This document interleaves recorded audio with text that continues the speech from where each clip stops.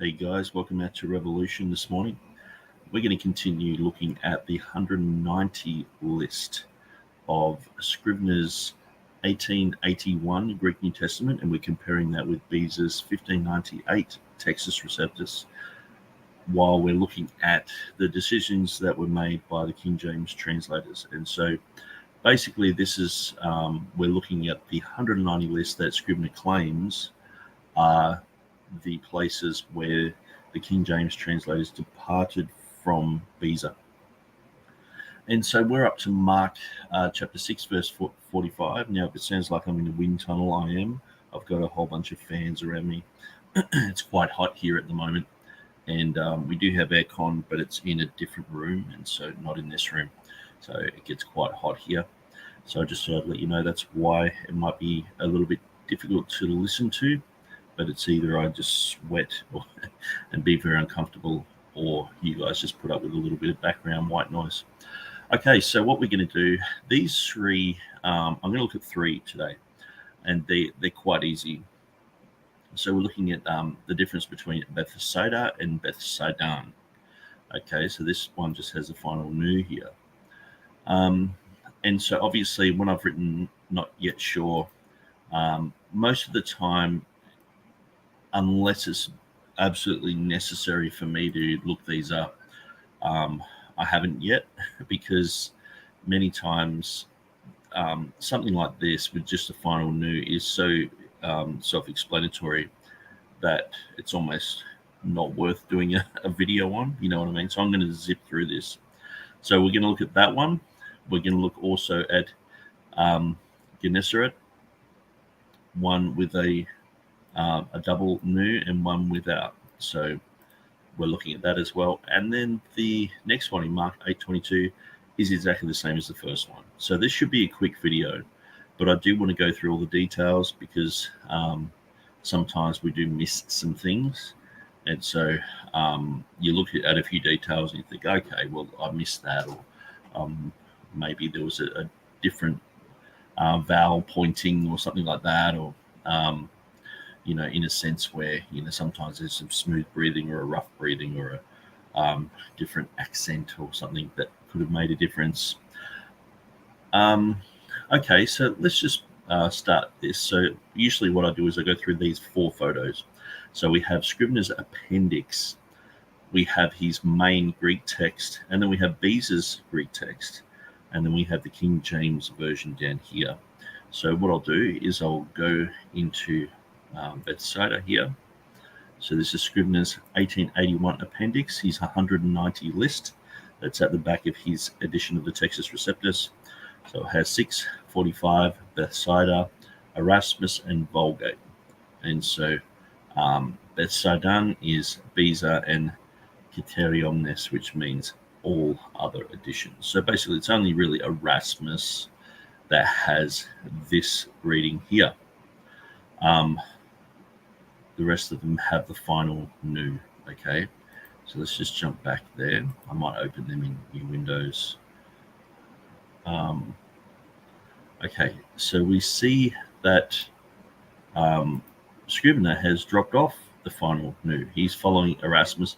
He believes that's what the King James translators did. And so let's have a look at Scrivener's Greek text. So it has here with the Bethsaida, when it has this asterisk here, and then it's talking about the 190 list in his Greek. When it's got the bold text and these numbers here, that's talking about differences from the Westcott and Hort text. But when it's talking about this, that's talking about how he has made an amendment departing from Beza's 1598, which is his draft sheet, and he's dropped the final nu there, and he's indicating to us that he's done that. So if we go to this section, we can see this clearly here, Bethsaida, and we see the asterisk. So you won't find any information down here about that. You'll find that at the very end of the book with the 190 list, which is what I showed you, this section here. So, so that's basically Scrivener's. So let's have a look at Theodore Beza. So here's verse 45 here. I might make that a bit bigger. There we go. So it has Beth Sidan there. So it has the final nu. Okay. Now, here, what's interesting is it has in the Latin. So this is Theodore Beza's Greek edition, and this is his Latin translation of the Greek. So this is the Latin Vulgate on the side here, so that they can compare it. Now, when it has these three dots in his translation, that's when you know to go down to the appendix down the bottom. So we're looking at verse 45. Whoops. 45 here. Bethsaida. So Poseidon. So it doesn't really say a whole lot there. It's only just got a few lines, but it is worth looking at. And this is one of the ways, like I've said in my previous videos, that you can check to see if there is a spelling error or something like that, because you have the Bethsaidan here. And so, but look at how this is translated. Bethsaida. Notice he doesn't have an N on the end, does he? But you would never say that Beza hasn't copied or translated, from his own Greek. This is verbatim, just the Greek here, and he's just written the Latin word there. So it doesn't have a final nu there, okay? Now, when we go down the bottom, thankfully, we have this cross-referencing type of thing. And so we can see the final nu there but on the Greek, but we don't see it on the Latin. So that means it's not really an important thing to translate over, the final nu. And so, but Scrivener felt it was important. He felt because the King James translators didn't have the final nu, that they've departed from the Greek, where Theodore Beza doesn't think he's departing from the Greek here. He has his word there, and it is an exact Latin representation of the Greek. And so what do we do with this? Let's just have a look at how this is translated in the King James. So we have, and straightway he constrained his disciples to get into the ship and to go on to the other side before unto Bethsaida, while he went away. While he sent away the people. It's hard with a Gothic font there. And then it has or over against Bethsaida. So it has a footnote there, but it's not even talking about the differences between Bethsaida and Bethsaidan. It's just that that's how English people understood the word. So that's how it was translated. The rules of the translators were to use the names commonly used in places and people. And so Bethsaida was the way that they used it, with an N on the end. That's how the Greek is, but that doesn't mean that copies over exactly into English. So this is one of the things which I oftentimes have mentioned about Scrivener. Sometimes he is lacking in Greek skills, but also lacking in English skills. So the King James translators simply followed the phonetic rules laid down by Bancroft. There's no need for an alteration in the Greek here. It is in agreement with the early editions. And so that's why it's good to go through these, because even just looking at the annotations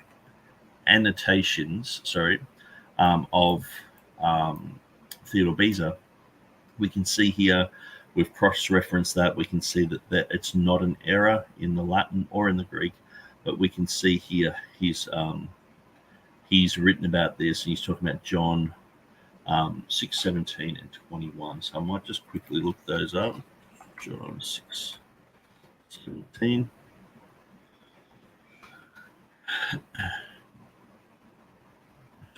John 6. It's easier.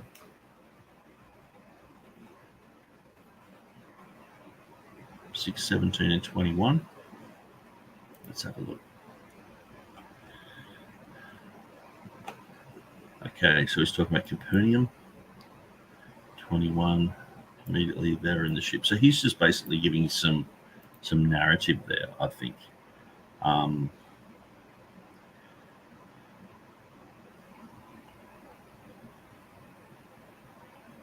Yeah, I think that's all he's doing there. Yeah, so he mentions Capernaum here versus Capernaum, so opposite Capernaum, I guess. So this is where he's gone to. And I think this is one of the places where, like, Codex Vaticanus and Sinaiticus have the wrong place. When it talks about Capernaum, they mention Galilee or something.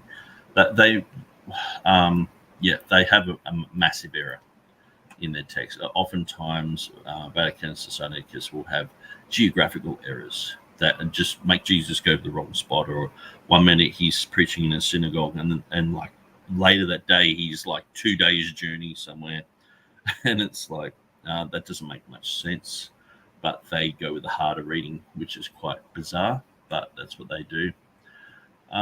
So that's about it for that first one. So we're going through 3 of them. Now, obviously, the third one is going to be very much the same, but we're going to have a look at it anyway. Yeah, and so the rules laid down by Bancroft, I'm pretty sure when it's talking about Beelzebub or Beelzebub.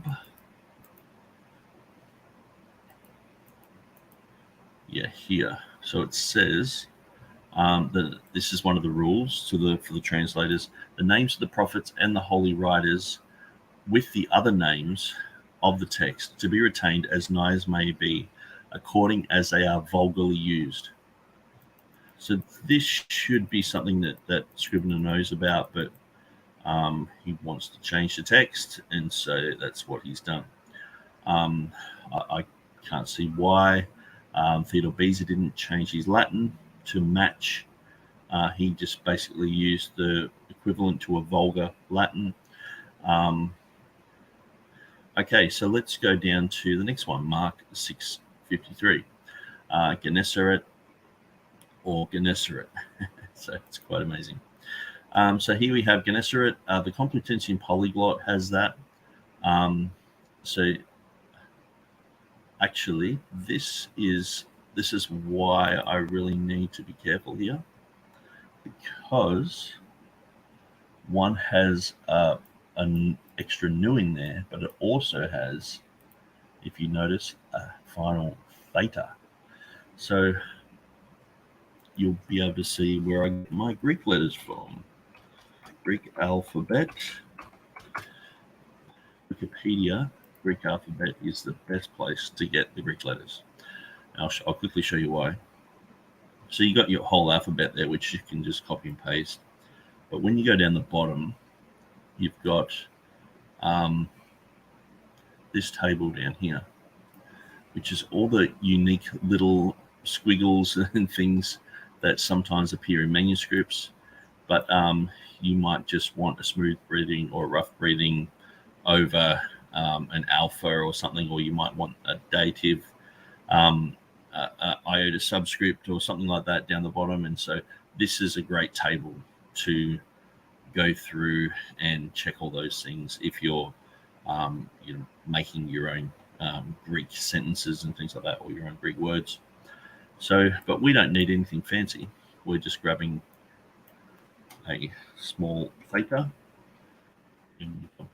here, because as you can see, it's got a nu there. So I only just looked and went, it's got another nu. I didn't look at the ending.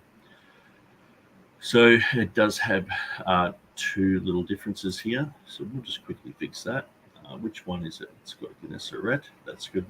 Gennesaret is... Well, actually, that's why it's got that. Because Gennesaret is only in Erasmus's, and I don't have it there. So I might quickly put that in.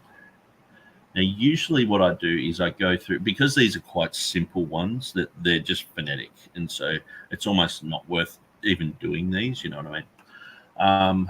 But I just want to go through them anyway. And it's actually why I haven't done them, because I've seen these 3 as so unimportant that every time I look at it, I just think, why am I doing this? But it's like, okay, I'm going through every single one meticulously.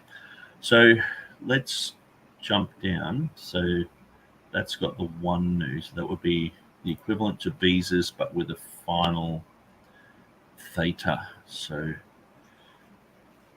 okay, so I'll just throw that in his first edition, and maybe what I'll do is I'll put a question mark next to it, so I know that I'm reminded to look it up. So I'll just put that like that. Okay, so we save that. So that's how easy it is to edit my website. It's pretty cool. Having a website, you can just jump in, edit whatever you want, and then pull back out. And it's a little bit slow because I'm live streaming, but okay, we're back here. And so, okay, let's open up some of these. Now, shut that. Open that up.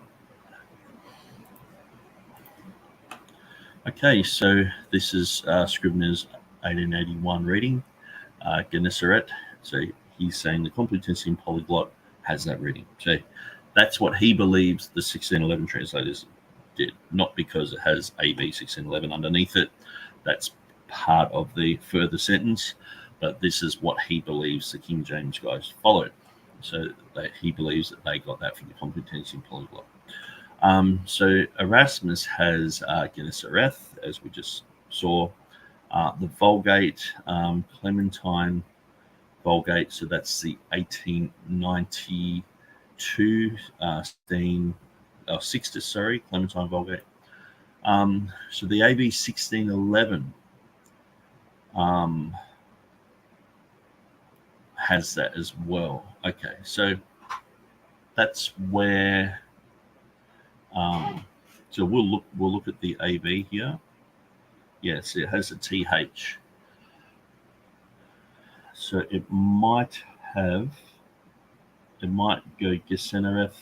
It might actually change in later King James editions. That's why sometimes he has AB 1611 there.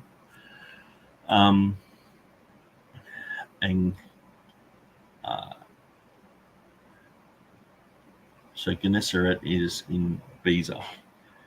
Okay, so there's quite a lot of information here, so it's a little bit confusing. So we have Scriveners following the Complutensian.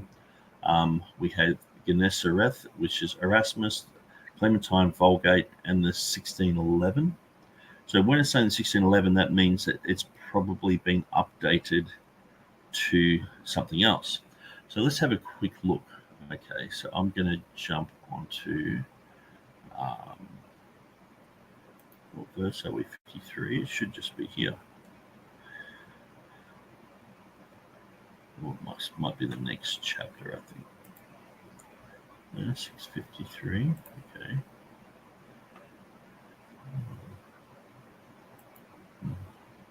I'm in John. That would make all the difference. Wow, that was interesting because before. Yeah. So I've actually made a mistake before. Right. Mark 6. Sorry, John 6 instead of Mark 6. So where was I before? I was in. I'll just quickly check this one because I've looked up the wrong one. 45. Okay. So 6. That's why I assumed it was just a mistake in Codex Sinaiticus Vaticanus. 45. Straight away he went to a ship. So Bethsaida. Okay. So it's exactly the same as what they have. Okay. So that's not a big deal. Okay. So yes, we do see that later King James editions did change it to Gennesaret with the double N and without a TH. So if we look back on our page here, we can see the TH here. So, but I'll get to that. I'll just continue going through this in the way that we do it. So we've looked at that one. So let's look at Scrivener's main text and how he puts that. And so, yeah, so it has the double nu, and then at the end it just has the tail there with the asterisks. So notice it's not a theta there at all. Okay, so that's pretty straightforward. Let's check out Beza's text. He has one nu, and he just has the tail there. So he doesn't have a theta, and he just has one nu. So that's pretty straightforward there. And then we're looking at the King James. So we see that it formerly in the 1611 had Gennesareth. So I'm not sure when that changed. Sometimes a lot of these changes happened in like 1616, 1613, 1638, because it can just take a while for people to just read through and go, oh, actually, that doesn't match up with, where the rest of the chapter has Gennesareth without the H on the end or something like that. And so, so that's quite interesting. So let's have a look at what Scrivener has. So it's verse 53. So we've already looked at this in the little pictures, but I'm just showing you this is on Hackett. If you type in Hackett and go to Scrivener's New Testament, you should be able to find this. Maybe what I'll do is I'll throw it into the chat. That way anyone who wants to have a look at that can go through, and maybe Mark Ward can find the 190 list he doesn't have on his website. That he has some other list, Appendix E, which is completely wrong. It's quite amazing. You watch these guys, and because Stephen Boyce, Timothy Berg, they've sort of all pulled me up on this, and it's like, you guys just have no idea what you're even talking about. You've got the wrong list. So we see here a whole bunch of words change. So when they're boldened, that means it's a Westcott and Hort change. And so there's quite a lot there. So there's 67. So that's what it's changed to. But we're not really interested in that. We're interested in this. So you can see with the asterisks there, that's what Scrivener has. And so then we'll check Theodore Beza's. And so I think we're just on the next page, I guess. So I'll just get to that. We'll load that up. 53, here we go. So it has Gennesareth. We've already looked at that on my website with just a screenshot of that part. So it has the one nu, the one tau. Look at how it's translated in the Latin. Gennesareth. So that's interesting. It does match the Greek quite well. Gennesareth. So the S becomes a Z there. So let's look down at 53. Can we see a cross-referencing there? Firstly, we look for the little 3 dots. So the 3 dots are on this word apelorant, and they're not on Gennesareth. So he has no issue with that word whatsoever. And so apelorant appears there. So we can't really cross-reference that. We can cross-reference it with the Latin, which we've done already, but there's really nothing else there unless it just appears randomly around the place. But no, that looks all kosher. Okay, so that pretty much sums up that one. So what's the explanation for this? The King James translators simply followed the phonetic rules laid down by Bancroft. There is no need for an alteration in the Greek here. It is in agreement with most earlier English versions. And so, what I've done, I forgot to show this here with this issue with Bethsaida. Wycliffe has that. Tyndale has that. Matthews has that. Geneva has that. They all have that. No matter whether it's got a theta on the end of it or a double nu, they all have that. So that's what the King James translators were to follow, what was vulgarly used. The same here with Gennesareth. We see it's the same. Okay, so that's interesting. We see the TH is in Wycliffe, Tyndale, Matthews, and even Bishop's, but it's the Geneva but it has a double N. That's quite interesting.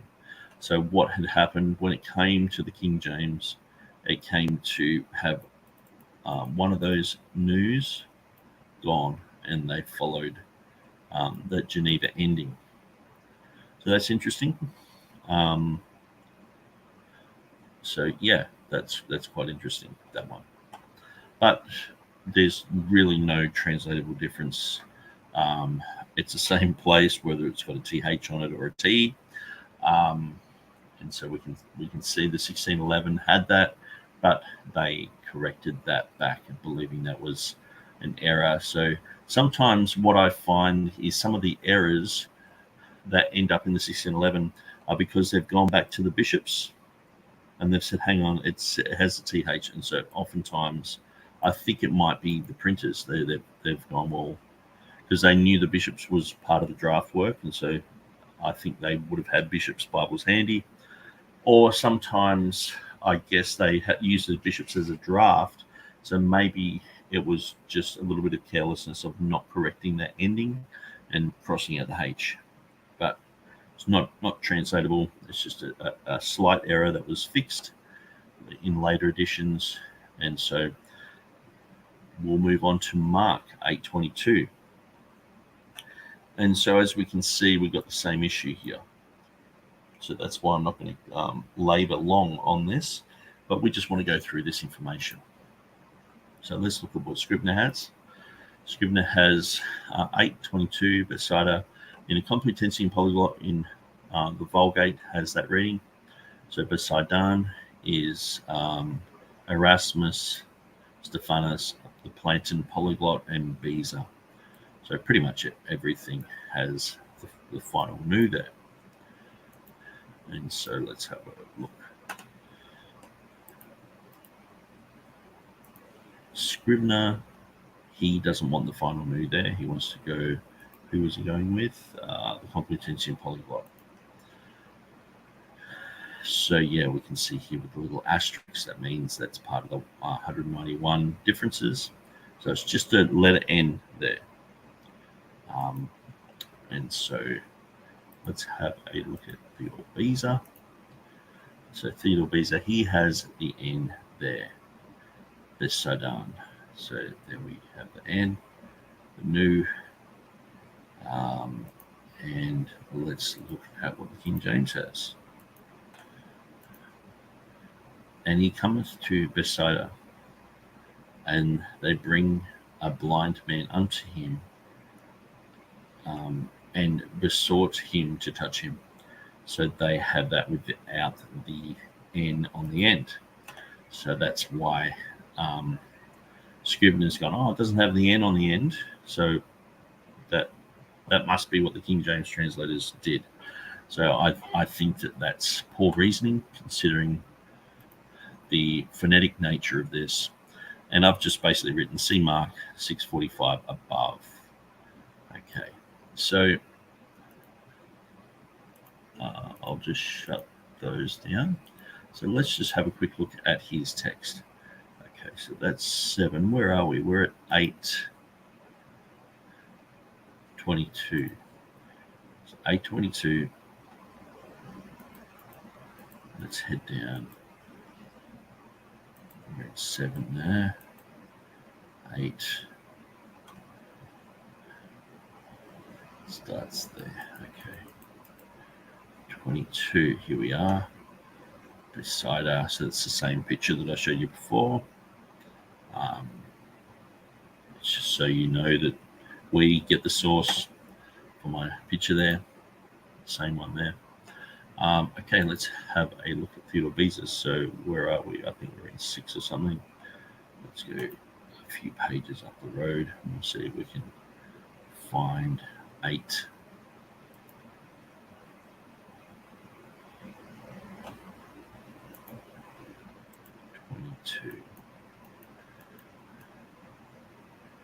Looks like we're getting close.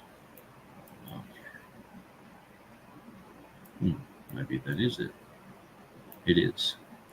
Right on the button. So we see here it has Eis Poseidon.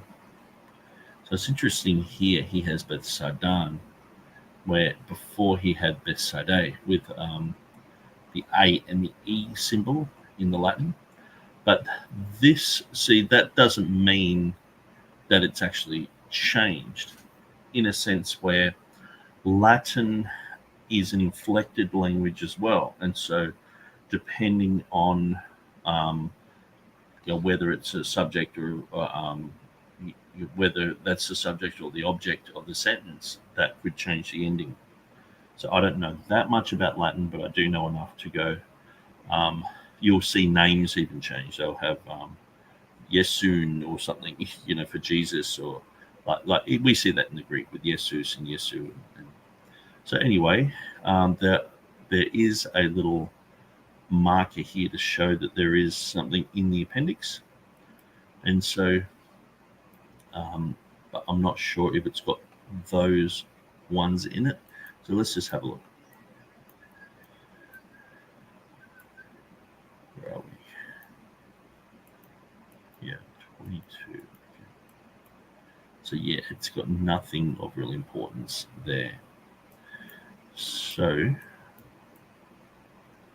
yeah, the first one that I looked at, I sort of said beside it, and I said, well, the Latin agrees with that, and I guess in a sense I'm sort of putting English rules upon it. The Latin can change depending on where things are in the sentence, and so I've got to be careful not to speak into what I think the Latin should be when I don't know that much about Latin. So here we have the Vulgate. It just has Bethsaida with a line above it, and usually a line above it usually means there's a letter missing at the end, either a nu or sometimes an M. But here I think it would be a nu. Just looking at this, and I say nu, which is the Greek. I should just say N. So it's missing an N there, probably, or an M beside them, but I'm not sure about that. Anyway, so I've just gone through those three. I'll just quickly have a look because I think there might be a few more phonetic ones like Bethsaidan, and I guess what I'll do in future videos, I'll just mention it here. Here's another one like Nazareth or Nazareth. It's sort of a nothing burger. But when we get to it, we'll go through them anyway. So as you can see, I'm loading up pictures, getting things ready as I go along. And so hopefully this has given you more understanding of Scrivener and why I think a lot of his 190 list is unnecessary. I think that the text of Theodore Beza is a lot closer to the King James than he is giving it credit for. And at the end of the day, these are three phonetic places: Bethsaida or Bethsaidan, Gennesaret or Gennesaret, Bethsaida or Bethsaidan. Hardly anything. So these are three of the places where Scrivener's like there's 190, of these type of places. So obviously we do come across some that have substance. I've said probably about 10% of these have substance, which would, doing the math, 190, you're roughly looking at about 20 differences. And because a lot of people have already gone through these, D.A. Waite's gone through these, so has Kurt De Vitro, and both of them came up with about the 20 number as well. So anyway, I'm going to leave it there. I don't want this video to drag on, but so next time we'll be looking at Mark 9:38, and we'll check that one out. But thanks for joining us, guys. God bless you.